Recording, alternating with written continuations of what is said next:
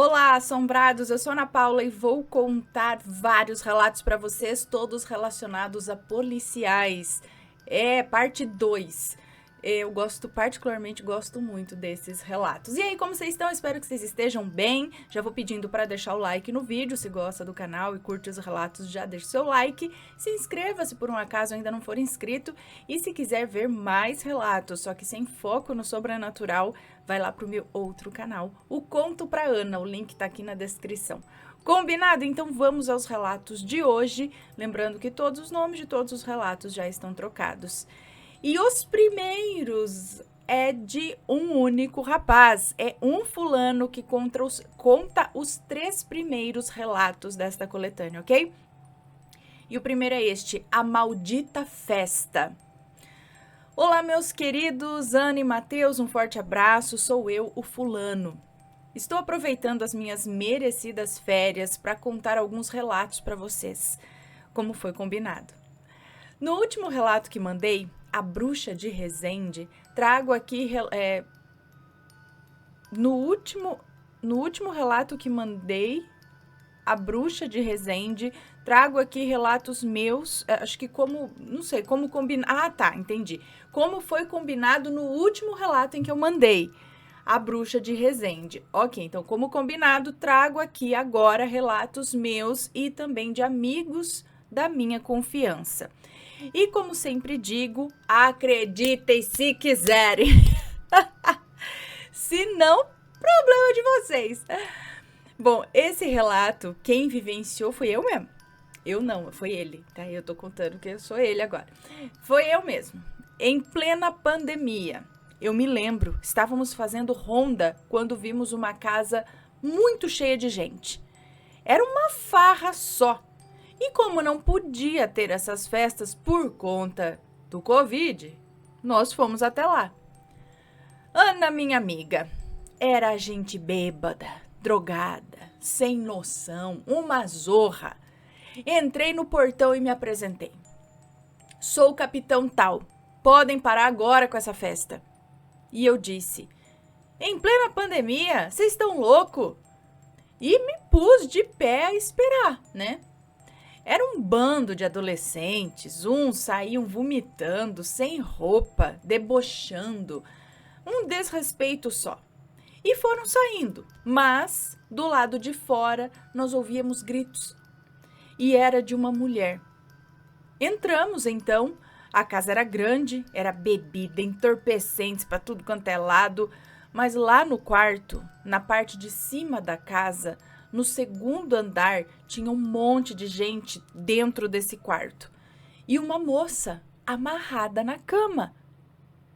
Eu saquei a minha arma e disse, soltem ela imediatamente, seus loucos. O que vocês estão fazendo com ela? Então um rapaz, muito educado até, me disse assim, não, pelo amor de Deus, não faça isso. Ela tá possuída. Já machucou muita gente aqui, senhor. Eu não acreditei. Dei a ordem. Soltem agora. Aí saiu todo mundo correndo. E a moça, ela nem se mexia. Aí eu pedi pro Carlos, meu companheiro, naquela noite, para me ajudar a soltá-la. Ana, assim que eu cheguei perto, os olhos dela eram totalmente brancos. Ela babava. E se contorcia como um animal. Foi horrível de ver. E com uma voz grossa ela disse, eu vou matar a todos, seus infelizes. E Ana, eu vi a cama meio que levitava. O Carlos congelou, ele não tinha reação. Era só eu ali. Pensa no que eu passei. Não tinha oração que eu lembrava. E a coisa só foi piorando. E a moça totalmente possuída mesmo, ela gritava palavrões. A coisa dentro dela começou a falar os nossos nomes. Os nomes dos nossos filhos. Eu não sabia o que fazer. Eu ia chamar reforço? Reforço para quê? O que eu ia dizer? Olha, foram minutos de puro horror. O Carlos, então, acordou daquele transe para me ajudar. E nós ficamos ali, naquela situação horrível. Eu pensei em 1000 coisas. Pensei em chamar um padre, sei lá. Eu fiquei sem saber como conduzir aquilo. E a cama tremia. Como eu disse, quase que levitava. Palavrões saíam da boca da moça. Eu tentando rezar, mas nada saía da minha boca. Nessa hora, a casa estava vazia mesmo. E eu pensava, gente, ela devia ser a dona da casa? Só podia, né? Aí passou mais uma meia hora, mais ou menos, e nós, assustados demais, reparamos em alguém. Era uma senhorinha que estava com muito esforço subindo as escadas. E aí eu perguntei, a senhora quem é? E ela apenas disse, saiam, por favor. O que tem aqui, homem de revólver não resolve. E continua falando, saiam agora! E eu ia fazer o que, Ana? Parecia que a dona sabia resolver. Saímos, fechamos a porta e ficamos ali só ouvindo. E a senhora começou. Ana, eu vou falar exatamente o que eu ouvi, tá? O que eu ouvi aquela senhora falando. Ela dizia assim, saia daqui, teu lugar é no inferno, deixa essa moça em paz, volta de onde tu veio. E aí ela rezou o credo umas 20 vezes e dizia assim, meu Deus é forte, saia, em nome de Jesus Cristo, saia, em nome de Deus, saia agora.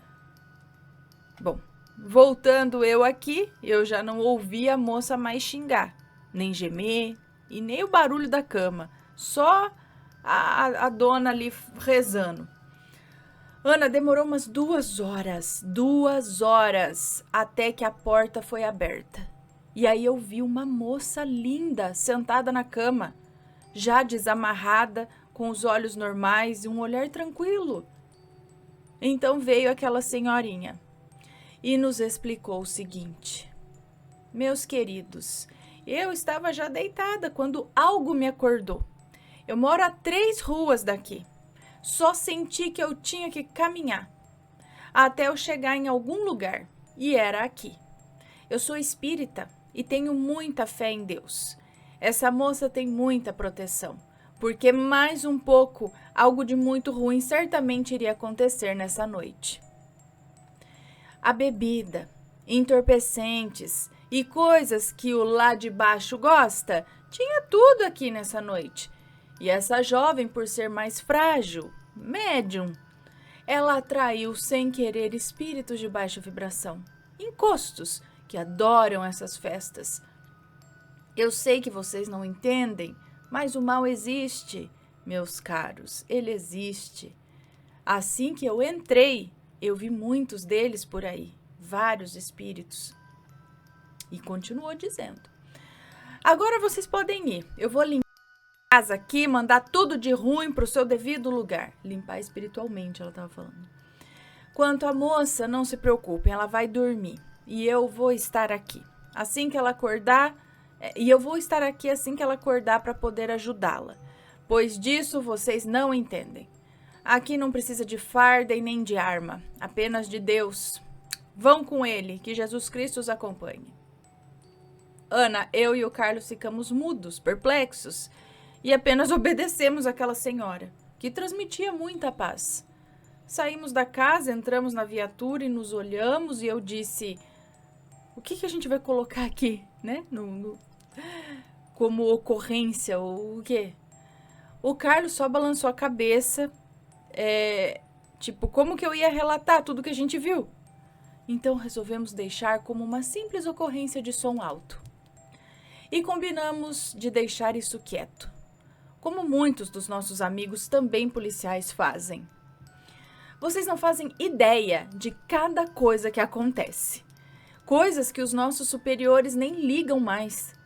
Eu só agradeço a Deus por mandar essa senhorinha. E esse foi o relato, Ana. Tudo que vimos foi muito real. Eu nem me atrevo a duvidar, pois eu estava lá e vi mais uma vez o sobrenatural atuar.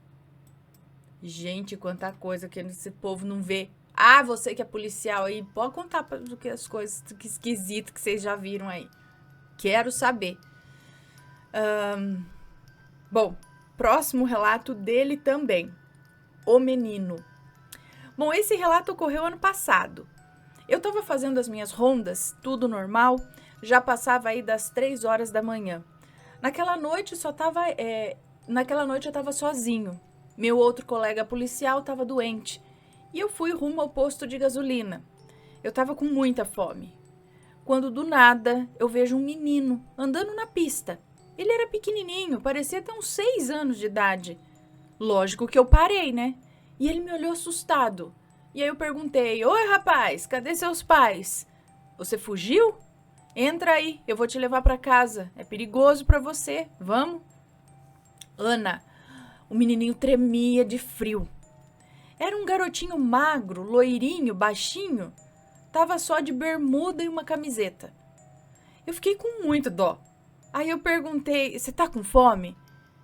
Pra ele sentir confiança em mim, né, e me contar o que estava acontecendo. Eu pensei logo em maus tratos, né? Ou sei lá o quê. O que me chamava a atenção eram seus olhos. Eram olhos tristes e vazios. Dava pena. E aí fomos rumo ao posto.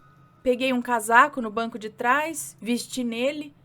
Ele, pela primeira vez, deu um enorme sorriso para mim.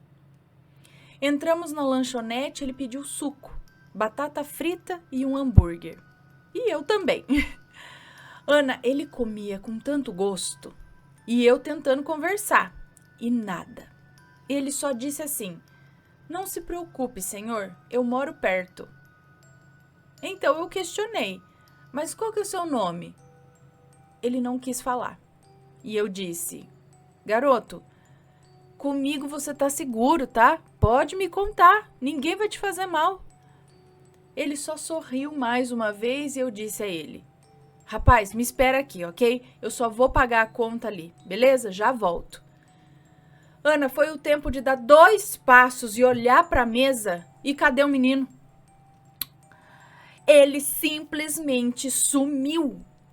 Não dava tempo. A mesa era longe da porta. Eu só vi meu casaco pendurado ali. Paguei a conta, olhei para a moça e falei: "Anda, moça, com esse troco, o menino que eu encontrei na estrada fugiu." A moça não viu ele, por acaso? Ana, ela olhou para mim e disse: "O senhor entrou sozinho aqui. Fez 2 passos. Eu até pensei que o senhor estava com muita fome mesmo." Aí nós fomos até a mesa e, Ana, o lanche do menino estava intacto. A moça achou que eu era um doido, né, pela cara que ela fez, mas eu vi, o menino comeu. Como pode? Eu fiquei com medo. Peguei meu casaco, fui pro carro. Ainda não convencido, eu rodei por toda aquela estrada e nada. O menino sumiu como fumaça. Eu não sei dizer e também não sei explicar.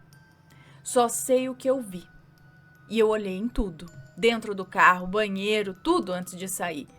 E virou mais uma ocorrência sobrenatural. Só podia ser. Eu dei carona pro espírito. Só pode. Eu não gosto nem de imaginar por que aquela pobre alma ainda tá por lá.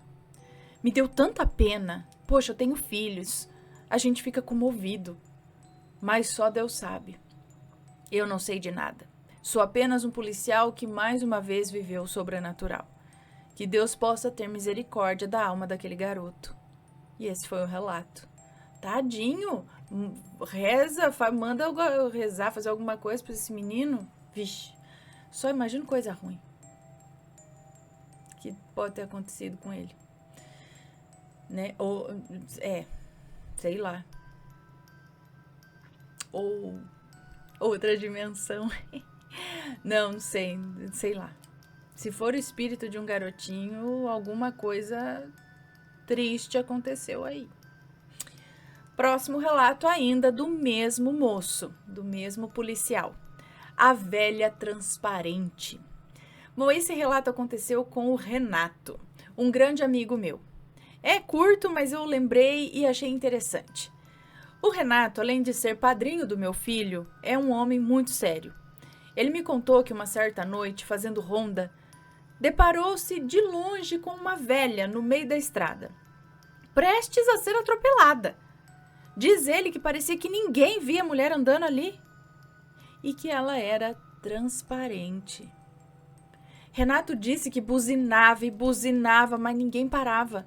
Só diminuíam a velocidade, achando que o policial estava buzinando por outra razão, né?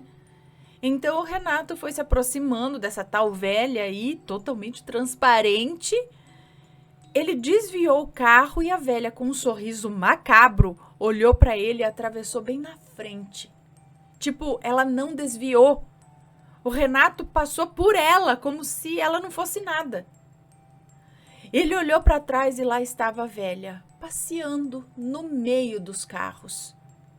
Renato deu no pé e tirou uma semana de licença.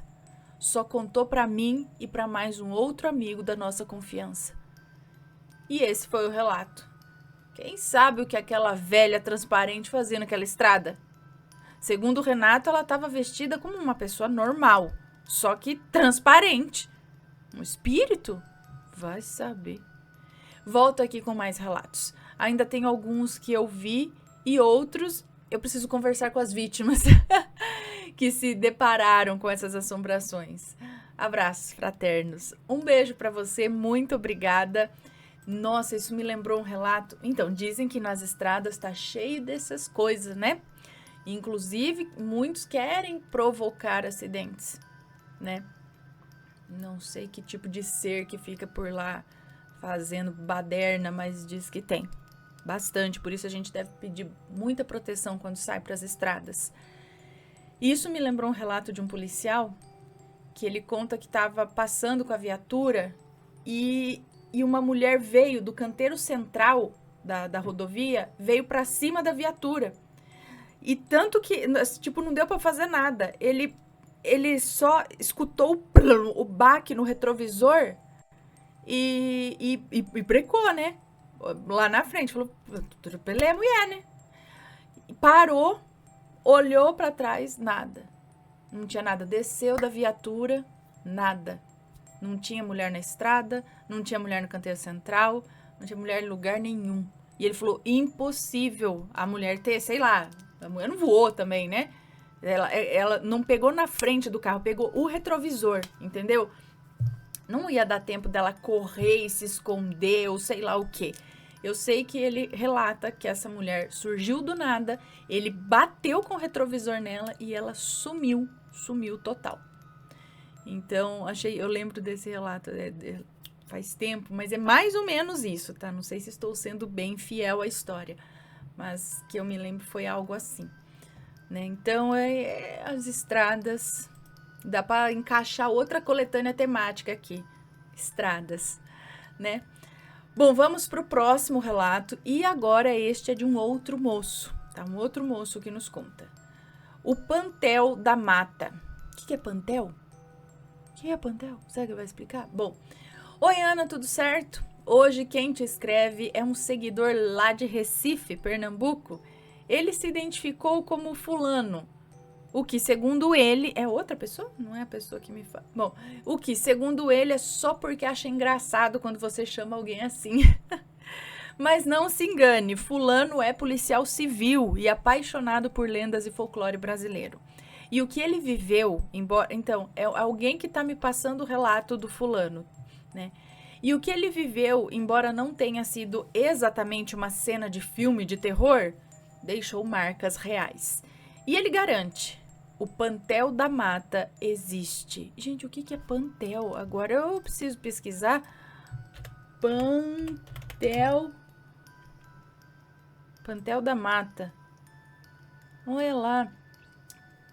Pantel da Mata, ou Pai do Mato, é uma figura do folclore brasileiro, especialmente no centro-oeste e nordeste, Alagoas, Pernambuco, um protetor assustador das florestas com aspecto híbrido, meio homem, meio bode, que expulsa caçadores e desrespeitadores, utilizando um saco de ferramentas barulhentas e aparecendo montado em um porco do mato para defender a natureza. Eu não sabia, gente, dessa fala, pelo menos, do Pantel. Mas vamos lá, continuando então agora com a história, que eu já sei o que é um Pantel da Mata. Bom, há mais de 20 anos, a família dele frequentava uma região rural entre Pombos, Chã Grande e Gravatá. Chã? É isso? Chã Grande? Pombos, uma região rural entre Pombos, Chã Grande e Gravatá.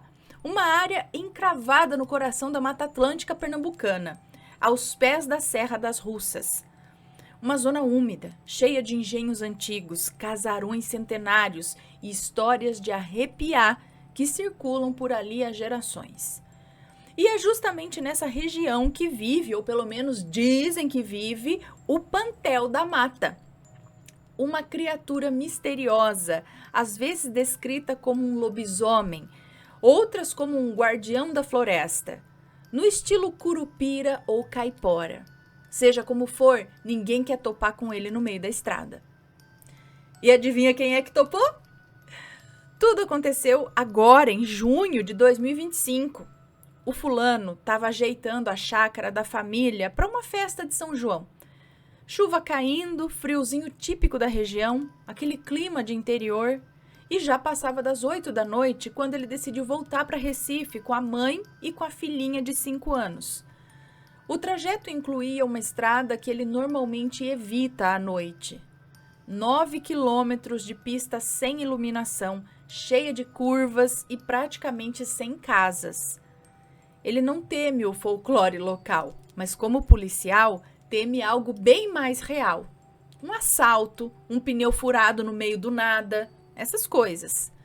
Imagina, filho, se ele que é policial e anda protegido, digamos assim, com medo, quem que somos nós na fila do pão? Bom, mas naquele dia não teve jeito. Por volta das 9 da noite, eles já estavam na estrada.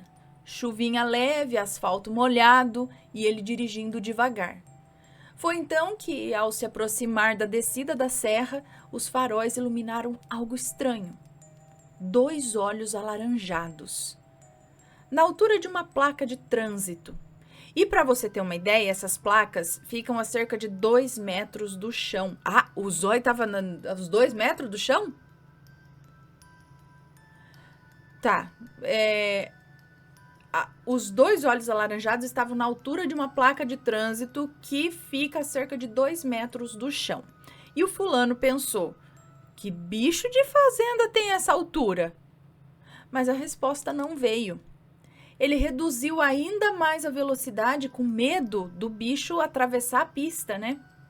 E foi aí que ele viu uma criatura bípede, com braços compridos e fortes, medindo entre 1,80 m e 2 metros de altura.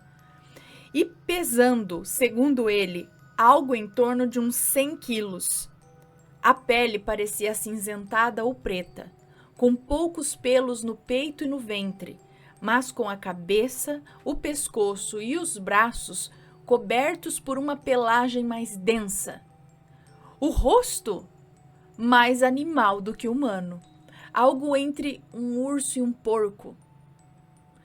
Traços grosseiros, orelhas pequenas, arredondadas, quase humanas, e o olhar fixo no carro. O bicho estava de pé e imóvel, encarando. Estava ali como um sentinela. O fulano, mesmo sendo um policial treinado, sentiu o medo subir. É treinado, mas não para essas coisas, né?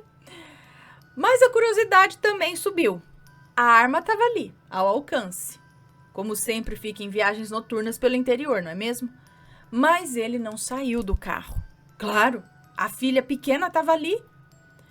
Foram apenas alguns segundos.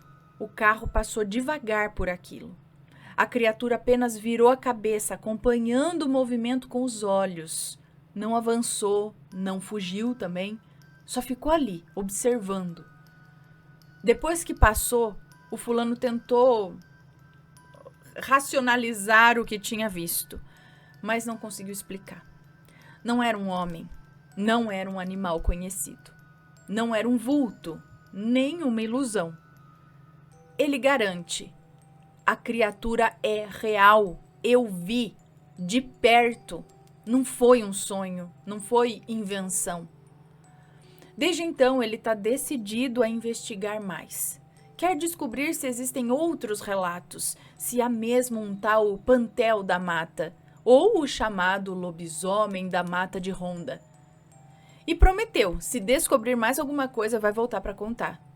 Por favor, muito obrigada, um beijo para vocês.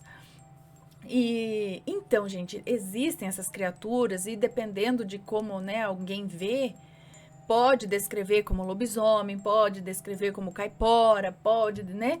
Dependendo de como a pessoa vê. Porque assim, ele ainda, eu acredito que ele ainda prestou mais atenção porque ele estava em movimento, na segurança de um veículo e com a arma ali do lado, né? Então, assim, passando, ele conseguiu olhar mais. Se você tá a pé no meio do mato, aparece um bicho assim, eu não sei se você vai botar muito reparo nele ou se você vai assim, ó, ver por meio segundo e fio perna pra que te quer. E correr e sei lá o que, né? Então, dependendo da situação que a pessoa vê, ela vê mais de relance, e aí ela fala, nossa, era um bicho grande, alto, peludo, com, né, não é, parecia gente, mas não era gente. Aí pode falar, era o lobisomem. Ou não, ai, era o caipora, porque ele tava, sabe? Então, alguma coisa tem, existem esses seres da mata, ou sei lá, isso aí tava na beira da estrada, né? E essas coisas esquisitas aí, gente. Ah, é muito avistamento. É muito avistamento. Muito interessante. Também ele poderia ser confundido, talvez, com um homem macaco, alguma coisa assim, porque a gente tem relatos também desse tipo de aparição. Mas é, né? Bom, não sei. Próximo relato, então, é a criança fantasma que ajudou a polícia.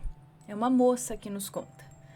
Oi, Ana, meu nome é Fulana, mas gostaria que me chamasse de Morgana aqui, pois pretendo enviar algumas histórias e gostaria de ser lembrada pelos assombrados. Ok. Peço desculpas por qualquer erro na digitação. Este primeiro relato é de um amigo meu que é policial. Eu não vou revelar o nome dele, claro, nem se revelasse, não falaríamos, tem que ser tudo anônimo. Mas haverá outros relatos envolvendo ele também, tá? E a partir de agora é ele contando. Bom, era uma noite tranquila, por volta das 3 da manhã. Eu e mais 2 policiais estávamos em patrulhamento quando recebemos um chamado sobre um possível furto. O suspeito teria corrido para uma área mais afastada e fomos imediatamente investigar. A cidade estava silenciosa e a rua à nossa frente parecia deserta, iluminada apenas pela luz amarelada dos postes. Algo naquela noite me fez sentir desconfortável, como se estivéssemos sendo observados, mas seguimos em frente. Chegamos a uma avenida larga, com 2 pistas amplas. A da direita subia e a da esquerda descia. O retorno para acessar a outra pista era no final da rua. Estávamos em uma viatura alta, uma S10. Logo avistamos o homem correndo. Ele atravessou para a pista da esquerda e sumiu na escuridão, entrando em uma das ruas laterais. Decidimos fazer um retorno clandestino, pulando o canteiro com a viatura, já que se fôssemos até o final da rua, ficaríamos muito atrás do suspeito. Enquanto descíamos pela pista da esquerda, aquela sensação estranha nos tomou novamente. O ar parecia mais pesado, como se algo estivesse errado, mas a gente não sabia o quê. Embora ninguém falasse nada, todos sentíamos a mesma inquietação. Mesmo fazendo o retorno rapidamente, perdemos o homem de vista. Ele havia entrado em uma rua menor e escura. Continuamos a descida pela avenida, atentos a qualquer movimentação. Foi então que algo chamou minha atenção. Meu olhar foi meio que puxado para a direção de um registro de energia elétrica à nossa direita, daqueles instalados na frente das casas, próximo aos muros. Para minha surpresa, eu vi um menino, pequeno ali, cerca de 5 anos de idade, sentado tranquilamente. 3 horas da manhã, lembrando, né? Ele tinha cabelo preto cortado no estilo tigelinha, usava um shortinho azul e estava sem camisa e descalço. Não parecia o lugar para uma criança estar, ainda mais naquela hora da madrugada, numa rua deserta. O mais estranho era a expressão serena do garoto, como se fosse completamente natural ele estar ali. Eu olhei para os meus colegas e perguntei, um tanto desconcertado: "Vocês estão vendo isso também?" Ambos confirmaram, nervosos. Eu me senti menos desconfortável, pois não era o único a enxergá-lo. Tentando parecer calmo, eu me inclinei pela janela da viatura e perguntei para o menino: Você viu um homem correndo por aqui? O garoto, de forma tranquila, respondeu: sim, ele desceu a rua e entrou naquela casa, a de Portão Verde. Eu também já ia perguntar, e você, menino, tá tudo bem? Por que você está aqui na rua? Não é hora de estar dentro de casa e dormindo? Bom, aquilo me deixou ainda mais desconcertado. Como que ele sabia disso? As palavras simples e precisas não pareciam típicas de uma criança. E aí eu pedi ao motorista da viatura que seguisse até a casa indicada. Ao chegar, batemos no portão, mas ninguém respondeu. Decidimos pular o muro. E, para nossa surpresa, encontramos o suspeito escondido exatamente onde o menino tinha apontado. Interrogamos o homem, que parecia muito assustado. E eu perguntei: a sua família mora na rua de cima? Ele negou, dizendo que nem era da região. Então eu segui com outra pergunta. E aquele menino que estava sentado no muro com cabelo preto e short azul, você o conhece? O homem, visivelmente confuso, respondeu: senhor, não tinha ninguém na rua não, muito menos em cima do muro. O moleque estava em cima do muro? Naquele momento, um arrepio percorreu minha espinha. Aquela criança não era real. Era algo sobrenatural. Algo sobrenatural nos guiou até aquele bandido. Eu sempre fui cético, mas eu não conseguia explicar o que aconteceu ali. Após o incidente, ninguém na viatura comentou sobre o que vimos. O silêncio profundo parecia uma forma de evitar encarar a verdade. E até hoje, quando eu passo por aquela rua, eu não consigo esquecer o menino. Algo me diz que ele não estava ali por acaso. Talvez fosse um espírito enviado para ajudar. De uma coisa eu tenho certeza, não era uma criança comum. Bom, Ana, meu amigo sabe que eu sou sensitiva e expliquei que aquela criança pode ter sido enviada para ajudar. Hoje ele não é mais tão cético como antes. E eu espero que tenham gostado. Em breve enviarei mais relatos. Um beijo para você, muito obrigada. Não seria algum tipo de herê, alguma coisa assim? Um índiozinho? E por que aquele homem também? Porque, né, sei lá. Por que naquela noite? Por que aquele homem mereceu ser apontado para ser pego? Porque tantos outros, né, às vezes até mais perigosos, não sei, não. Porque aquele homem, será que era algo mais relacionado ao homem? Que precisava pagar uma pena? Não passar batido pelo que fez? Então esse menininho teria dado a dica para vocês, mas por conta de entregar aquele homem específico por algum motivo que vocês não sabem. Mas o homem sabe. Quer dizer, né? O bandido. Mas é interessante. E isso me lembrou um outro relato. Eu não lembro se é o porque eu deixei a polícia, porque eu deixei de ser policial, uma coisa assim, que o cara, eles estavam perseguindo um bandido por meio do mato. Diz que não dava pra. Não tinha como saber onde o cara tinha ido. Não tinha como saber. Só que aí o superior dele lá, ele ficava assim: tá, vira direita. Aí o cara virava. Vai, segue reto agora vira esquerda. E ele ficava: ok. Tipo, ele tava escutando uns comandos de alguma coisa e mandando virar. Acharam o bandido, cataram o cara e tal, e depois ele perguntou: como que você sabia para onde virar exatamente e como que achou o cara, né? Aí ele falou que ele tinha um acordo com uma entidade, não sei, com alguma coisa, que assim, a entidade ou sei lá o que ajudava ele a achar os bandidos e ele entregava os bandidos para a entidade. Algo assim, entendeu? Aí o cara falou: não, eu não coisei pra ser policial, pra passar por essas coisas aqui, não. Desse jeito, meu amigo, eu não quero, não. E aí ele ficou, diz que muito abalado com essa experiência. É um desses relatos aí das antigas. Porque eu deixei a polícia militar. Algo assim, não sei. Bom, agora vamos pro próximo e último relato de hoje, só com relatos de policiais. Relatos de uma policial militar. A figura na praça. É uma moça que nos conta. Oi, Aninha. Oi, Matheus. Oi, galera. Sou mais uma fulana escrevendo um pouco do que eu já vivi. Deixo claro que não tenho motivos para perder meu tempo mentindo. Eu não ganho nada com isso. O relato não terá nomes reais e as informações aqui descritas são genéricas, não sendo possível qualquer identificação. Bom, um pouco sobre mim. Atualmente sou policial militar no estado de São Paulo. Todavia, sou natural do estado do Pará. Sempre fui uma criança com pressentimentos e visões. Desde bebê, como conta minha mãe, eu via coisas e não me sentia segura para ficar sozinha na minha própria casa. Se a minha mãe fosse para outro cômodo, eu ia junto. Vale mencionar que minha antiga casa fora um terreiro. Quando os meus pais a compraram, ainda restavam velas e outros adereços ali. Deixo claro que eu não tenho preconceitos, ok? Porém, acredito fielmente que naquele lugar havia algo aberto que deveria ter sido fechado e não foi. São inúmeras histórias que me acompanham ao longo de 29 anos de vida. Aos poucos, comprometo-me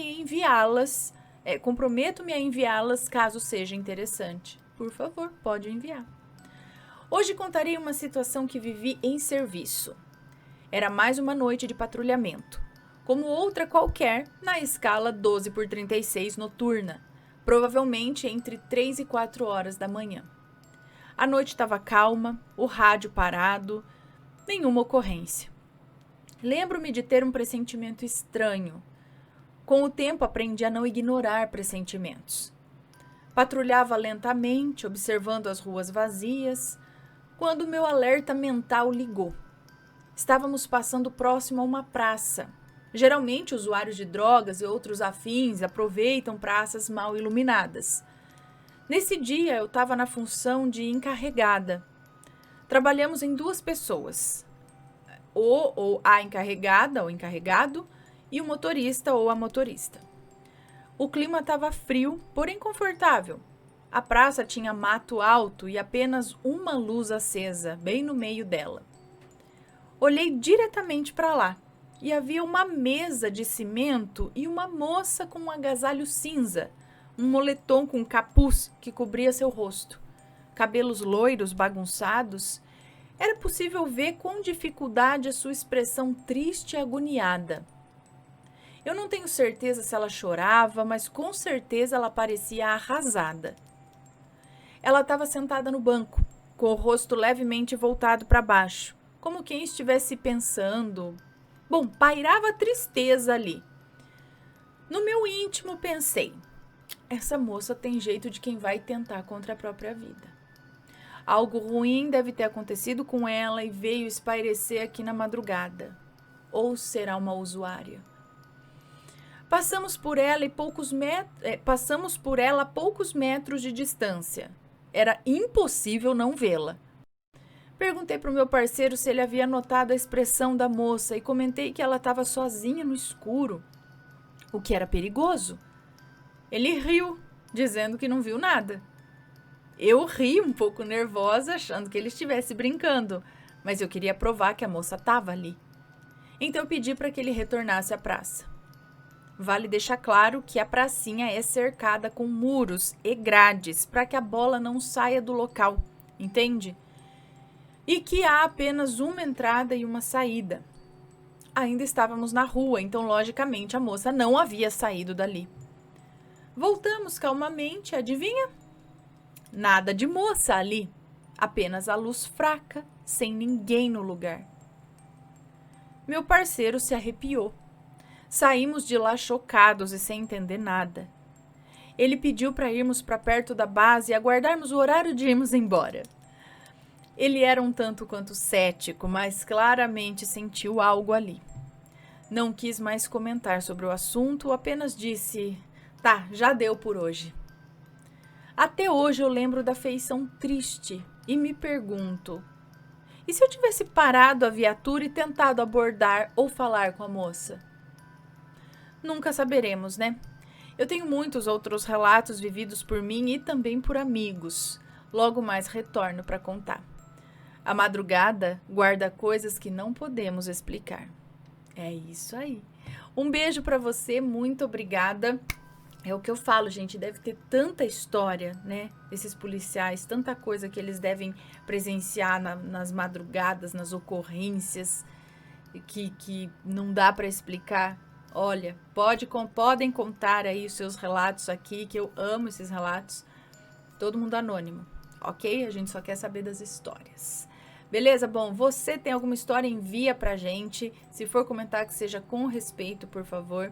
E espero que tenham gostado. Esses foram os relatos de hoje. Um grande beijo e a gente se vê num próximo relato. Fui! Tchau, tchau!